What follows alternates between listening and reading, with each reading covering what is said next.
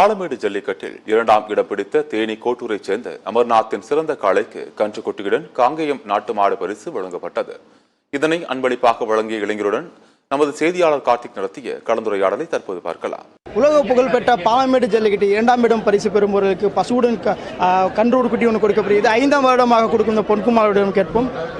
உலக புகழ்பெற்ற இந்த பாலமேடு ஜல்லிக்கட்டு போட்டியில் கடந்த 5 வருடமாக நாட்டின பசுக்களை பரிசாக வழங்கி வருகிறேன். இந்த ஆண்டு நடைபெறக்கூடிய இந்த ஜல்லிக்கட்டு போட்டியிலே சிறந்த காளையாக தேர்வு செய்யக்கூடிய 2வது பசு காளைக்கு நாட்டு பசு, அதாவது காங்கேயம் தலையீத்து 4 பல்லு சந்தனப்பிள்ளை பசுவும் அதனுடன் சேர்ந்த காளை கன்றும் கொடுக்குறோம். இது கிட்டத்தட்ட 5 நாள் தான் ஆகுது காளை கன்று போட்டு.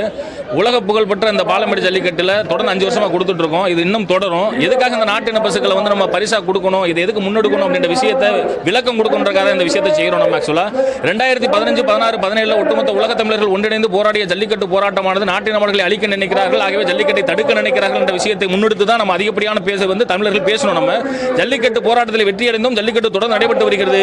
இன்று 15,614 ஜல்லிக்கட்டு காளைகள் பதிவு செய்யப்பட்டிருக்கிறது. 15,614 ஜல்லிக்கட்டு காளைகள் வளர்க்கக்கூடிய அவர்களுடைய வீட்டிலே எத்தனை நாட்டின பசுக்கள் இருக்கிறது என்பதை சிந்தித்து பார்க்க வேண்டும். இனி வரக்கூடிய காலங்களில் ஆரோக்கியமான எதிர்காலத்தை இந்த அடுத்த சந்ததிக்கு விட்டுச் செல்ல வேண்டும் என்றால் ஏட்டுப்பால் நாட்டின பசுக்களுடைய பாலும் முக்கியம். அதே போலவே ஜல்லிக்கட்டு தொடர வேண்டும் என்றால் நாட்டின பசுக்களிலிருந்து வரக்கூடிய அந்த வீரியமிக்க காளைகள் முக்கியம்.